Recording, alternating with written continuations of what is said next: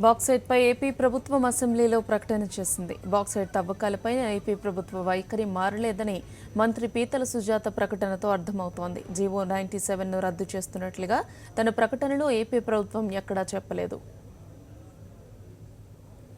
అన్వేషించి 46% నుండి 56% మధ్య AL203తో సుమారు 600 మిలియన్ టన్నులు నిక్షేపాలు ఉన్నట్లు అంచనా వేశాయి. 1981 అండ్ 1991 సంవత్సర కాలాలలో విశాఖపట్నం, తూర్పుగోదావరి జిల్లాలో 4775 హెక్టార్లకు వర్తింపచేసి బాక్సైట్ కోసం 25 గనుల త్రవ్వకం దరఖాస్తులను ఏపీఎండీసీ దరఖాస్తు చేసింది. రాజ్యాంగం 5వ షెడ్యూల్ క్రిందకు వచ్చే ప్రాంతాలలో ఉన్న రాష్ట్రంలోని ఖనిజ నిక్షేపాలు రాష్ట్రం ప్రభుత్వాలకి చెందుతాయని సమతా వర్సెస్ ఆంధ్రప్రదేశ్ రాష్ట్రం 1997లో NSCC 191లో నివేదించడమైంది. కేసులో భారత సుప్రీంకోర్టు పేర్కొనింది, ప్రభుత్వం లేదా రాష్ట్ర సంస్థలు అంటే ఏపీఎండీసీ, PSUలు లేదా గిరిజన సహకార సంఘాల ద్వారా మైనింగ్ కార్యకలాపాలను చేపట్టేందుకు రాష్ట్రాలకు హక్కు ఉంది.